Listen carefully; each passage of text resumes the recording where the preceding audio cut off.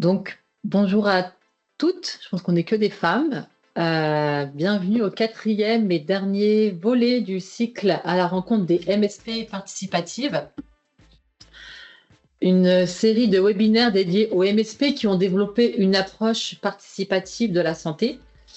Ceux qui nous suivent depuis le début le savent, mais je le dis pour ceux qui se connectent pour la première fois. Depuis septembre 2023, la PMS7 propose des temps d'échange dédiés à la santé participative communautaire dans le cadre du programme d'accompagnement régional des MSP participatives piloté par l'ARS des Pays de la Loire. En janvier dernier, j'ai lancé un tour de France des MSP SECPA nationales inscrites dans l'expérimentation de l'article 51. 4 rendez-vous en visio, une visite de terrain, comme occasion de mettre en lumière les spécificités d'une MSP participative, de bénéficier de leurs années d'expérience en santé communautaire, de découvrir leurs actions d'éducation et de promotion à la santé, d'échanger sur leur exercice de proximité renforcée, bref, de s'imprégner des priorités et des valeurs de la santé communautaire à l'échelle d'une MSP. Après la présentation de la MSP à Dunkerque, du pôle santé Chambéry, du PSI de Saint-Martin-d'Air, notre cycle en visio s'achève avec la présentation de la MSP de Rennes Nord-Ouest en Ille-et-Vilaine, donc nos voisins. Fondée en 2015 à proximité de 2 quartiers populaires, cette MSP regroupe 100 professionnels de santé qui sont répartis sur 25 lieux d'exercice différents. L'association ASVB, qui porte cette MSP, a été créée par des médecins militants qui étaient impliqués dans la santé communautaire.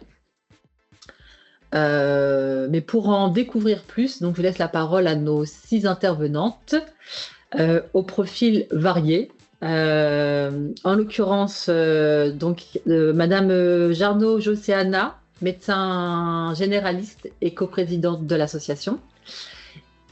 Isabelle Jusselin, l'infirmière en charge du point d'écoute et impliquée dans le dispositif Boussole. Vous nous expliquerez plus en détail ce dispositif. Maëlle François, psychologue en charge du point écoute aussi et qui est impliquée dans ce même dispositif. Vanessa Delacroix, coordinatrice.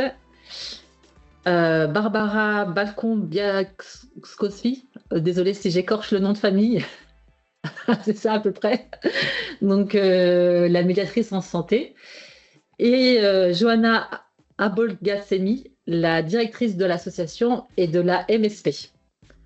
Donc, une petite heure et demie durant lesquelles vos questions et vos commentaires sont bien sûr les bienvenus. Tout au long du webinaire, vous pouvez poser vos questions via le chat et on vous laissera un temps donc à la fin de la présentation de l'équipe. Mesdames, c'est à vous. Merci. Merci beaucoup pour votre invitation. Vous avez vu, on est assez nombreuses avec vous là aujourd'hui de la maison de santé. On est accompagné aussi par Dominique Calbout qui est également médecin maintenant retraité mais qui avait fondé aussi la maison de santé et qui accompagne aussi beaucoup cette démarche autour de la santé participative.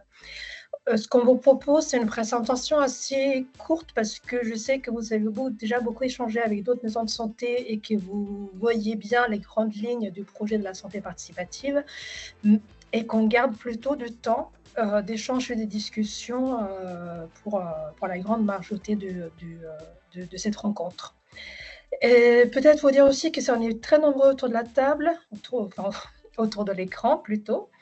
Ça reflète bien aussi l'approche extrêmement collective de ce qu'on a voulu mettre en place sur le quartier. Donc, santé participative, on pense bien évidemment aux patients et aux habitants, mais c'est aussi une approche participative en termes de collaboration interne et d'échange interne. Donc, c'est pour ça aussi qu'on est nombreux là, pour que chacun puisse aussi vous faire part de son expérience et de son regard sur cette santé participative aux santé communautaire.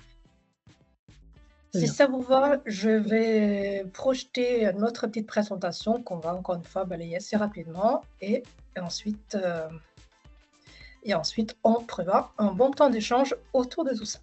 On a quelques petits points, enfin, sommaire très classique, le cadre de l'expérimentation, qui nous sommes et d'où on est parti. Les dispositifs et les actions déployées. Donc, on va balayer avec vous les, euh, les actions socles de ce dispositif de structure exercice coordonné participative et aussi vous dire ce qu'on a, les orientations qu'on s'est données pour les autres actions, les actions d'aller vers les ateliers et puis notre petit bilan à ce stade. Et je laisse la parole à Vanessa Delacroix pour la présentation de notre maison de santé. Donc du coup, comme ça a pu être dit là au début, donc on est une association qui gère donc une maison de santé pluriprofessionnelle, universitaire et qui développe la démarche en santé participative. Donc une maison de santé composée d'une centaine d'adhérents avec une majorité de professionnels de santé qui sont assez bien représentés parce que vraiment pluripro. Et nous avons aussi une commission avec une dizaine d'usagers qui participent aussi aux instances et groupes de travail. Et nous sommes une équipe de 8 salariés.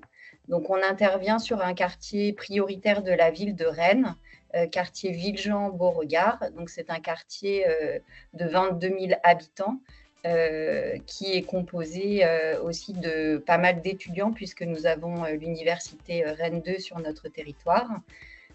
Et au niveau des informations qu'on peut aussi vous communiquer, c'est que donc on a 16 médecins généralistes sur le quartier avec une file active à peu près de 12 328 patients.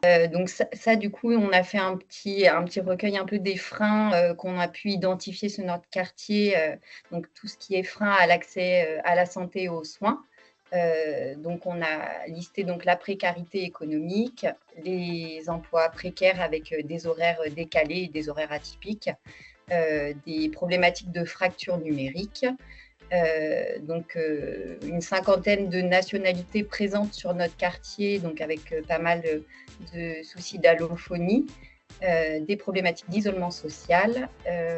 Nous avons aussi repéré des problématiques de santé mentale et notamment chez les jeunes enfants. Donc les conditions administratives aussi avec les démarches à faire concernant donc, les cartes et titres de séjour qui freinent aussi l'accès aux droits de santé. Tout un travail d'éducation populaire autour de la connaissance du système de soins, des retours d'expériences de consultation ou de soins qui ne se sont pas forcément bien passés, une absence de certaines spécialités médicales et paramédicales sur le quartier, donc notamment des spécialités comme la pédiatrie, la gynécologie, mais d'autres spécialités. Et donc aussi une tension au niveau de l'offre des soins, avec des délais d'attente pour certains soins qui peuvent être assez longs. Juste pour vous dire aussi que quand l'association, la MSP, s'est lancée dans l'écriture d'un dossier pour répondre à l'appel de manifestation d'intérêt sur l'exercice coordonné et participatif, c'était dans la continuité d'un travail long déjà réalisé par l'association à la MSP depuis sa création et avec déjà des axes forts inscrits dans le projet de santé, qui est de favoriser l'accès aux soins et à la santé, donc au sens large pour la population, y compris les personnes les plus éloignées. Le travail en mode collégial comme quelque chose de très, très ancré, très important depuis le début, et puis avec une volonté forte de développer tout ce qui était démocratie en santé, et plus globalement les démarches avec les habitants qui étaient déjà réalisées avant d'arriver sur ces projets-là. Après, peut-être que je peux repréciser aussi la particularité de notre maison de santé. Donc, c'est une maison de santé multisite. Donc, nous sommes répartis sur le quartier sur 27 lieux d'exercice différents. 27. Donc, ce qui fait qu'on utilise beaucoup les lieux qui sont inscrits sur le quartier, comme les maisons de quartier et le centre social, pour proposer des activités et justement aussi aller à la rencontre du public sur l'espace public. Et du coup, une fois qu'on avait été retenu pour dans le cadre de l'appel à projet, les professionnels de santé de l'ASVB ont constitué une commission santé participative, ce qui faisait déjà partie des habitudes de travail interne, parce qu'il y a plusieurs commissions qui se réunissent régulièrement sur des thématiques particulières, pour définir un peu l'esprit dans lequel on souhaitait travailler et la gouvernance de cet appel de cette santé participative. Donc, il y a eu un certain nombre de principes arrêtés. Déjà, de s'appuyer sur le savoir-faire des usagers, habitants, citoyens, vraiment à partir de l'expérience patient, de l'expérience habitant pour créer quelque chose. Partir aussi des besoins et des habitudes sur le quartier, s'installer dans le lieu de vie des personnes et s'appuyer sur le désir de chacun. Notre défi, quelque part, était de parier sur la force des rencontres et des échanges qu'on allait voir avec les habitants en dehors de cabinets médicaux. Nous avons défini, enfin plutôt cette commission a aussi défini un certain nombre de critères pour les actions qu'on souhaitait mettre en place. C'était notamment de travailler sur les actions d'aller vers, d'amener vers. C'était aussi de co-construire ou co-animer les actions avec les habitants et les patients. C'était partir sur le principe d'ouvrir des actions aux patients et aux habitants type grand public. Et puis faire des actions qui intègrent à la fois du social, du médical et du sociétal. Et puis enfin, organiser aussi des actions libres d'engagement dans l'état d'esprit de la santé participative. Et ensuite, je vais te laisser la parole peut-être à mes collègues parce qu'on voulait vous faire un petit topo sur le socle obligatoire, entre guillemets, de la santé participative dans ce cadre. Pour rappel, il s'agissait de mettre en place un point d'écoute psychologique, de mettre en place des actions de médiation, de l'interprétariat. Donc là, on avait les 3 actions un petit peu obligatoires. Après, il y avait d'autres choses qu'on pouvait faire ou pas faire selon les besoins des territoires et selon les appétences aussi des structures. Donc, je vais peut-être laisser Maëlle et Isabelle faire une rapide présentation du dispositif Boussole, qui est le dispositif qui est notre façon de traduire le point d'écoute demandé dans le cahier des charges. Tu commences, Oui, bonjour. Bonjour à toutes. Alors, oui, donc qu'est-ce que je peux vous dire sur le dispositif Boussole? Donc, c'est comme ça qu'on l'a intitulé. Donc, sa fonction est de faciliter l'accès aux soins psychiques des personnes en situation de précarité et de souffrance psychique sur le territoire donc, de Villejean-Beauregard, ou faisant partie de la file active des professionnels de santé de la MSP et qui ne bénéficient pas déjà d'un accueil. Voilà. Et donc il s'adresse de ce fait aux patients qui sont les plus éloignés du soin et pour lesquels un dispositif de droit commun n'est pas possible. Voilà, et pour lesquels la prise en charge par un psychologue en libéral paraît inadaptée. Voilà, donc en fait, le dispositif ne se réduit pas à une prise en charge gratuite. Il est là pour favoriser le maintien d'un lien social,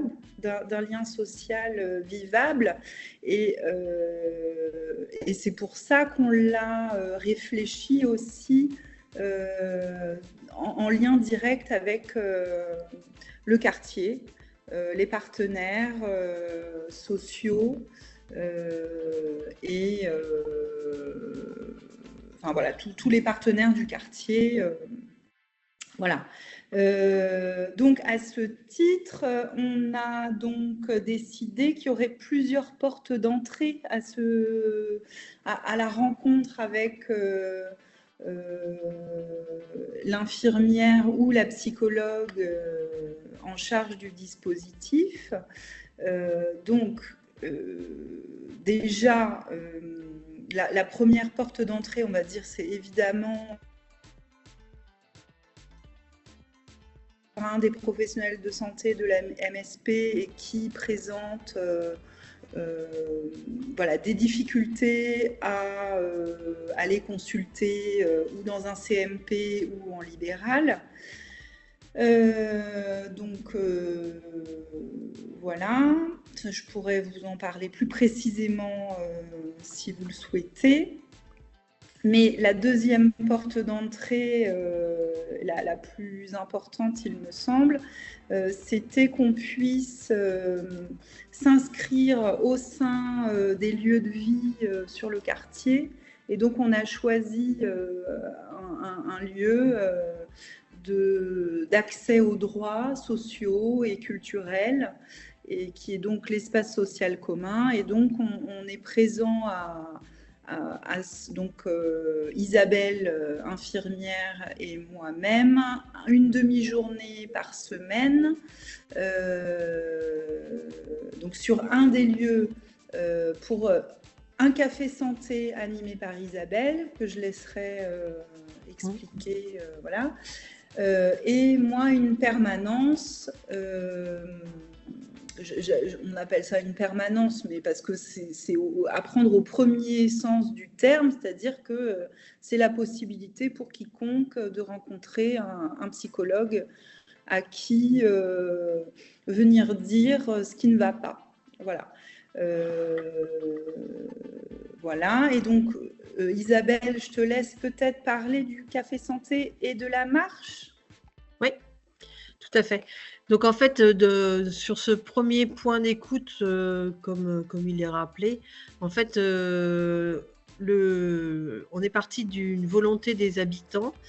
On leur a proposé ce temps de permanence avec une infirmière et un psychologue au départ. Une psychologue, pardon. Et puis, du coup, ça a été dès le départ très participatif parce qu'on n'y avait pas mis grand cahier des charges, si ce n'est qu'il fallait avoir envie d'être à ce moment-là présent. Voilà. Et très vite, en fait, étant donné que c'était proposé par une infirmière et une psychologue, on s'est aperçu qu'en fait, pour le temps d'accueil collectif, on va dire, il était important pour eux que ce temps soit autour de la santé, principalement. Et du coup, au bout de 2-3 permanences, en fait, le groupe qui était là depuis le départ a décidé que ça s'appellerait un café santé et que les thèmes seraient choisis ensemble et que ce serait une discussion d'1 heure dans le hall de l'espace social commun pour être visible de tous. Et voilà. Très vite, le nombre ayant augmenté, en fait, je me suis aperçue que c'était bien d'être plusieurs pour animer ce café santé afin d'être à l'écoute et de la façon de participer de chacun dans ce groupe. Ce sont des gens qui sont très présents dans le centre social pour différentes raisons, mais qui illustrent très bien tout ce qui est fragilité et précarité des habitants de notre quartier. Et en fait, l'intérêt d'avoir ce double accueil, un accueil de groupe et un accueil individuel par la psychologue, c'est qu'en fait, chacun s'y retrouve à certains moments et d'autres. Et le fait qu'on soit présent tous les lundis, que ce soit une permanence pérenne dans le temps, en fait, ça fait que les gens savent qu'ils ont toujours ce point-là pour lequel ils peuvent parler. Maëlle reçoit pratiquement maintenant sur rendez-vous en avance parce que y a beaucoup de demandes en fait. Voilà, mais ils savent toujours qu'ils peuvent venir au centre social donc le lundi après-midi et qu'ils seront au moins accueillis par l'infirmière et le café santé. Et après, on se on se relaie, en fait, et Maëlle reçoit en individuel les gens qui ont une spécificité qui ne peut pas être abordée en groupe parce que trop personnel, quoi, voilà. Il y a aussi du coup, comme vous l'avez compris, notre MSP, elle est à cheval entre deux quartiers. Un quartier plus ancien qui est un quartier prioritaire de la ville et puis un quartier plus récent qui est le quartier de Beauregard. Il nous a semblé que c'était important aussi qu'on crée un autre lieu de permanence sur le quartier de Beauregard pour le coup.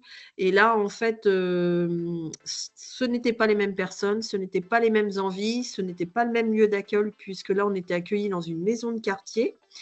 Et en fait, la proposition n'a pas pu se dupliquer telle que on avait commencé en se disant qu'on ferait un accueil à 3, la psychologue, la médiatrice en santé et l'infirmière. Et en fait, les habitants ne s'y sont pas du tout retrouvés, se sont pas saisis de cette proposition-là. Et on a donc retravaillé avec eux. Et finalement, c'est sur la forme d'une marche parlée que se sont continuées les permanences. Du coup, étant donné qu'il n'y avait pas franchement de demande ni d'accès aux soins de santé, ni sur, a priori, une demande d'écoute par une psychologue, en fait, je me suis fait accompagner parce que c'est toujours pareil, être à 2 sur un système d'accueil, ça permet vraiment de se sentir plus à l'aise pour accueillir une dizaine de personnes. Et c'est avec mon collègue qui n'est pas présent aujourd'hui, mais qui s'occupe de l'alimentation, qu'on est présent tous les mercredis matins, là pour le coup. On fait un accueil d'une demi-heure où les gens nous disent comment ils vont, de quoi ils veulent parler, comment ils se sentent dans leur quartier, qu'est-ce qu'il y a de nouveau. Et puis après, on part marcher 1 heure avant un retour aussi à la maison de quartier ensuite pour débriefer. Et en fait, l'intérêt de la marche dans cet accueil et cette écoute, c'est qu'en fait, bon, ça crée essentiellement un lien social qui, sur un nouveau quartier comme ça, était vraiment une demande, en fait, parce que les gens qui sont là dans la journée, en fait, ont très peu de contact entre eux parce que le lien ne s'est pas créé, on va dire. Donc, on a facilité ça et aussi, en fait, on s'aperçoit que chacun s'en saisit comme il veut, c'est-à-dire qu'on a des gens qui viennent vers nous pour faciliter leur communication parce qu'ils sont allophones à la base et que du coup, ici, ils ont un lieu, un endroit, pour le coup, une marche où ils peuvent s'exprimer et écouter les gens parler en français. On a aussi des gens qui viennent un peu suite à des grosses difficultés de marche pour réapprendre à marcher en groupe et le fait de parler en fait ensemble à chaque fois ça crée une espèce de je viens pas pour marcher, je viens pas pour parler français mais en fait je viens pour être avec d'autres personnes et le fait est que je me sens suffisamment bien accueillie pour progresser dans ce que je suis venue chercher. Voilà. On s'est vraiment adapté à Qu'est-ce que vous voyez là? Oui, donc page 10, ça va partir sur la médiation en santé. Et je vais laisser la parole à notre médiatrice Barbara Balcon-Pietkowski. Juste pour vous dire en préambule, c'est qu'on a eu de la chance, grâce à un soutien de l'ARS Bretagne, de mettre en place une expérimentation autour de la médiation en santé dès 2019. Ce qui fait qu'on avait déjà un petit peu de recul avant le SECPA. Et ce qu'on a pu faire, notamment grâce à Barbara dans le cadre de la SECPA, ça a conforté notre souhait de pouvoir maintenir ces dispositifs-là. Et on est tellement convaincus de l'utilité pour les gens. Alors, je n'ai pas le numéro des pages, mais vous me dites stop. C'est ça? Encore 2. Encore 2. Encore 2. Allez. C'est bon. Voilà, on est bon. Super, on y est. Merci beaucoup. Bonjour à toutes et à tous. Bonjour. Donc, je suis médiatrice en santé au sein de la MSP.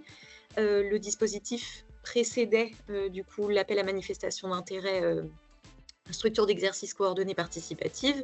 Donc, il a été organisé dans un sens qui pourrait paraître pas très participatif, mais qui l'est finalement, je suis sollicitée en fait par les soignants qui adhèrent à l'association, qui sont donc une centaine, et qui viennent m'expliciter une difficulté qu'ils ont vue ou entrevue chez un patient et qui concerne son accès aux droits de santé, son orientation vers une aide sociale ou son accès aux soins. Et à partir de là, c'est moi qui prends contact avec le ou la patiente, puisqu'en fait, on a remarqué dès le début que bien qu'on oriente les gens, ils ne sont pas toujours en capacité de se saisir de ce qui est proposé. Donc, le soignant recueille le consentement de la personne et ensuite, moi, je prends contact.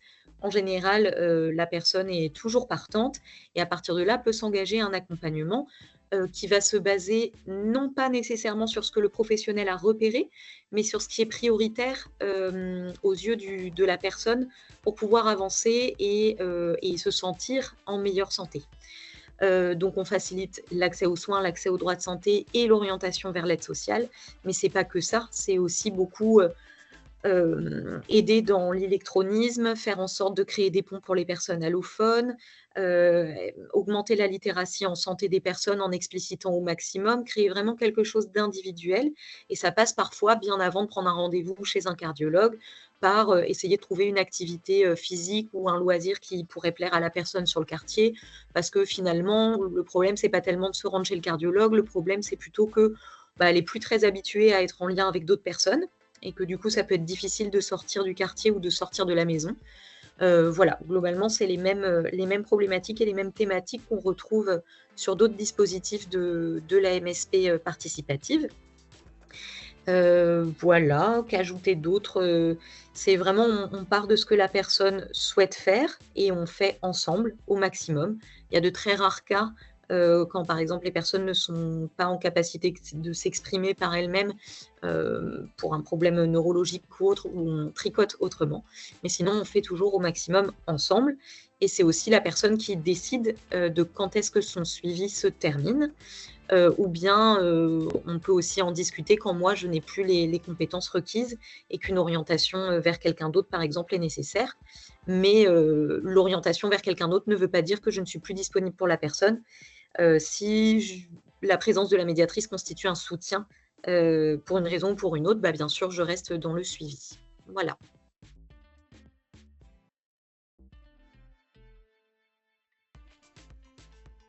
Le dispositif. On ne t'entend pas, Johanna. Ouais. Merci, Barbara. On a aussi le dispositif d'interprétariat qui est également, obligatoire dans le cahier des charges. C'est le diapositive suivant. Oui.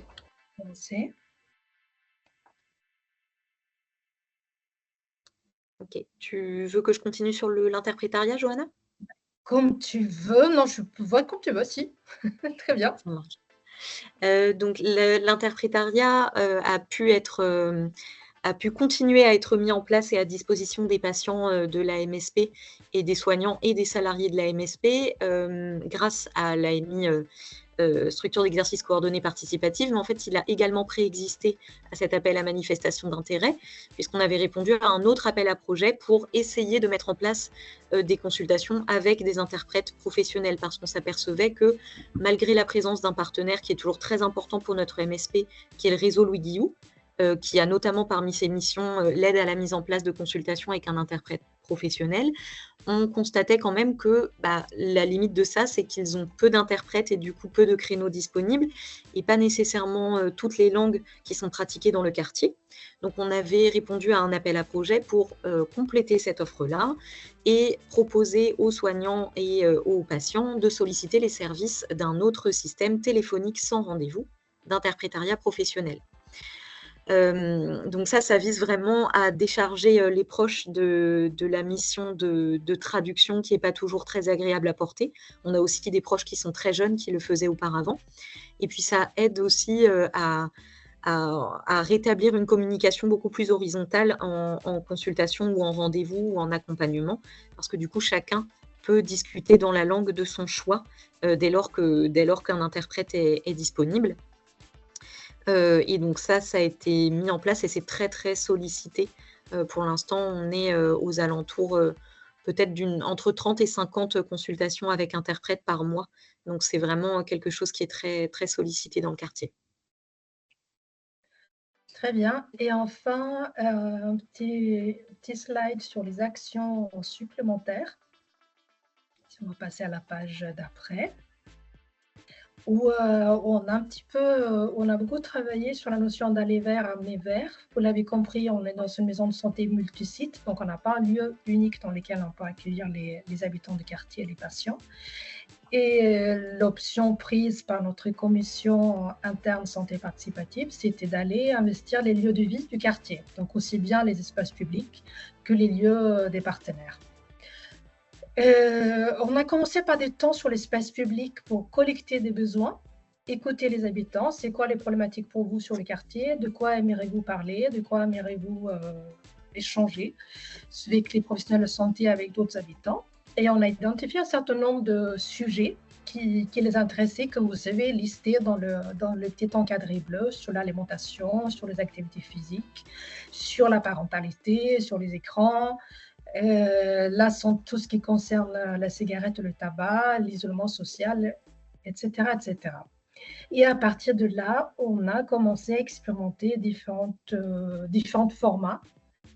On a continué des allers-vers tout simples autour de ces sujets, aussi bien dans les salles d'attente que sur l'espace public, pour aller réinterroger les habitants. Mais alors, qu'est-ce que c'est pour vous du bien manger? Qu'est-ce que vous aimeriez cuisiner? Comment ça se passe chez vous? Donc, vraiment écouter, discuter avec eux. Et après, un certain nombre, en parallèle et en complémentarité, un certain nombre d'ateliers sur inscription, pour la plupart, auxquels les habitants sont invités. Donc, on travaille sur la motricité pour les jeunes enfants, des dispositifs APA, aussi bien en salle qu'en marche, avec les kinés de la maison de santé, des ateliers de cuisine, des groupes de parole, des séances pour les enfants, un groupe de pratiques psychocorporelles animé par un psychologue libéral de notre quartier, une permanence médicale et paramédicale dans l'espace social commun, un travail avec des collégiens, un lieu d'accueil pour jeunes enfants, etc. Et toutes ces actions-là sont devenues des actions aussi qui, à la fois, sont ouvertes aux patients, aux habitants du quartier, même ceux qui ne sont pas patients des professionnels de santé. Mais ce qui est assez intéressant aussi, Anna Jarnojos pourra en parler mieux que moi, c'est que c'est aussi des activités que les médecins et tous les professionnels de santé peuvent mobiliser pour orienter leurs patients. Et c'est devenu quelque part une approche complémentaire aux soins plus classiques. Et là, je pense qu'on a fait à peu près le tour de la présentation de ce qu'on propose. Et j'avais envie de laisser la parole à Anna Jarnojos, qui est médecin généraliste en plein centre de quartier des Villes-Jean, sur la partie la plus précaire, et pour qu'elle puisse aussi vous faire un petit retour sur qu'est-ce que ça a pu apporter pour elle dans sa pratique. Concernant tout ce qui a été présenté, donc les dispositifs boussole de médiation en santé, d'interprétariat et tous les ateliers proposés, notre pratique a évidemment beaucoup changé depuis que nous sommes installés. Donc ici, le cabinet existe depuis très longtemps. Il y avait déjà une volonté de santé participative, mais qui ne pouvait pas forcément être concrétisée par l'absence de médiatrice, l'absence de financement permettant de développer plein d'actions sur le terrain. Et alors, donc ici, avec mes associés, on est installés depuis un peu plus de 10 ans. Et on ne sait même plus trop comment on faisait avant, sans tout ça. Mais c'est vrai que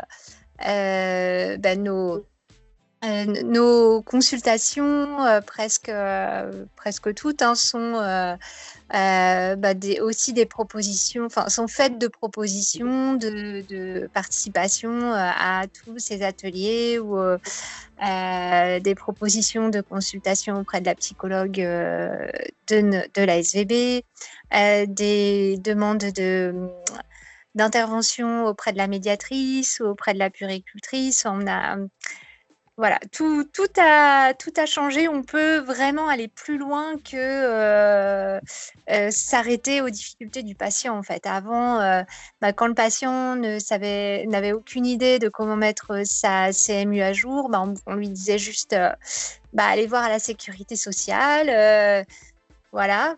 Et maintenant, alors ça fait en plus longtemps, hein, mais quand on voit qu'il est complètement perdu, quand il est allophone et que ça rajoute des difficultés, quand il n'y a pas de mutuelle en place alors qu'il devrait en avoir une, et, on peut faire appel à Barbara, notre médiatrice, très facilement. Et puis, depuis longtemps, avec elle, on faisait effectivement autre chose que demander de l'accompagnement pour les rendez-vous ou pour l'accès aux droits en santé, mais avec aussi des demandes d'occupationnel, des demandes de faire du lien entre la santé, les problématiques de santé et par exemple l'accès à la bibliothèque qui fait partie aussi de ce qu'on peut appeler être en santé, avoir accès un peu à tout quand même. Donc voilà, nous, nos consultations maintenant sont vraiment ponctuées de toutes ces propositions. On délivre pas seulement des ordonnances, on travaille pas qu'avec la pharmacie,